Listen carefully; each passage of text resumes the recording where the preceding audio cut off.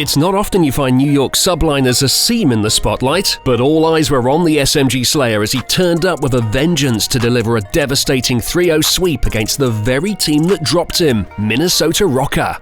The Subliners kicked off CDL's Super Week by brushing aside a disorganized London Royal Ravens, who still remain without their sturdy AR, Zero.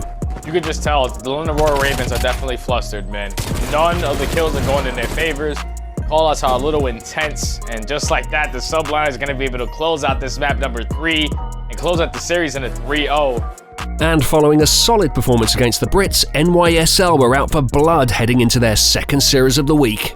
The onslaught began on Raid Hardpoint, where Asim led the way, earning killstreak after killstreak. The 21-year-old didn't give ROKKR a chance to breathe. Asim finds not 2, but 3 in the hill.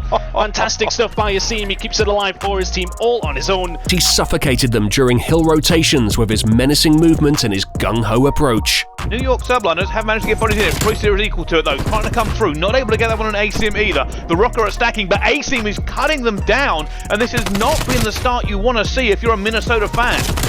Oh, I mean, Bryce is 14-2 at the moment, Asim.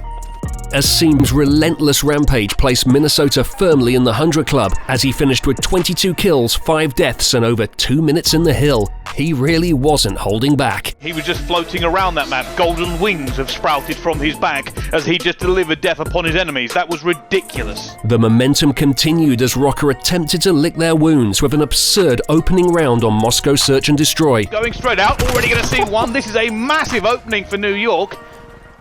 And already it looked like they are going to try to capitalise on everything they did last game. Another big kill for Asim. Somebody stop him, please, because he is out of control. New York open up in a very quick search and destroy. That was ridiculous.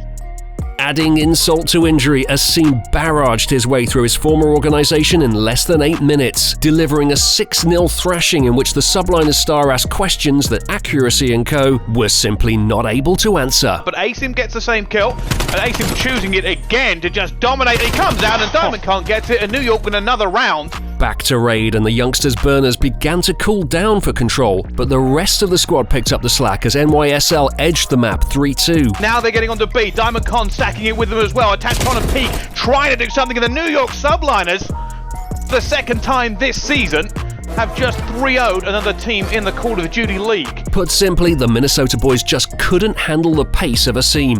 A stellar 1.29 series kill-to-death ratio will have left ROKKR ruining the day they let him go.